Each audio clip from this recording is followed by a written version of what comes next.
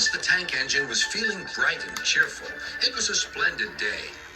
"Good morning," he whistled to some cows, but the cows didn't reply. "Never mind," said Thomas. "They're busy with their breakfast." Next, he saw Bertie.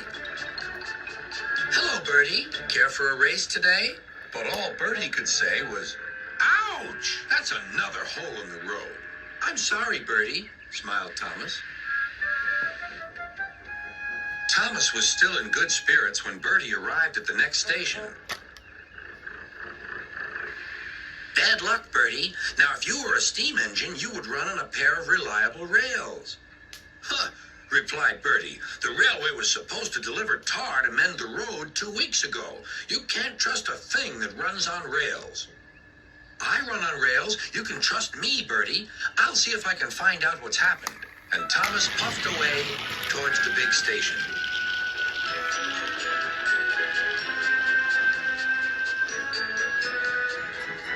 James was snorting about in the yard. "It's too bad," he grumbled. "Percy goes to work at the harbor, and I do his job. Here, there, and everywhere." "Take that!" "Oh," groaned the freight cars. "Just you wait. We'll show you." Gordon laughed. "I'll tell you what, James. If you pretended to be ill everywhere, you couldn't shunt freight cars here or go to the quarry there, could you?" "What a good idea," agreed James. "Look, here comes Thomas. I'll start pretending now." Thomas was sorry to see the engines looking miserable. "Cheer up," he puffed. "It's a beautiful day." "Yes," grumbled Gordon, "but not for James." "What's the matter?" asked Thomas. "He's sick," replied Gordon. "Yes, he is. I am," stuttered James. "I don't feel well at all." "Don't worry," said Thomas kindly. "I'll help out if you're ill." Gordon and James snickered quietly to each other. Some of James's cars were coupled behind Thomas, and he steamed away to the quarry. The cars were still cross. "We couldn't pay James back for bumping us, so we'll play tricks on Thomas instead. One engine is as good as another." But Thomas didn't hear them. He collected all the stone from the quarry and set off back to the junction.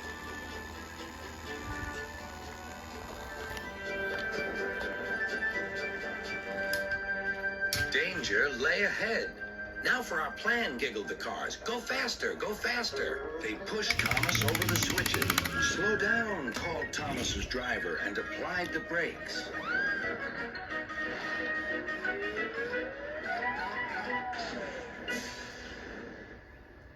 Poor Thomas stood dazed and surprised in a muddy pond as a toad eyed him suspiciously. "Bust my buffers," muttered Thomas. "The day started so well, too." Duck pulled away the cars, and Edward helped Thomas back to the junction.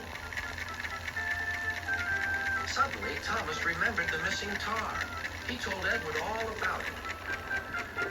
"That's strange," said Edward. "A car full of tar has been left at my station. That must be it. Driver will make sure it gets to Bertie now."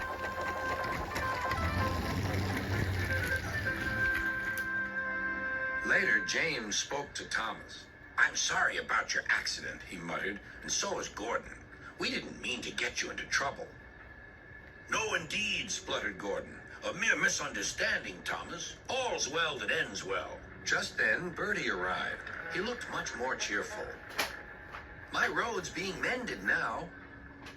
"Oh, I am glad," replied Thomas. "Thanks for all you did," added Bertie. "Now I know I can trust an engine, especially if his name is Thomas." Gordon and James puffed silently away to the shed. But Thomas still had company. "Well, well," he sighed. "What a day for surprises." The toad, who was looking forward to a ride home, noisily agreed.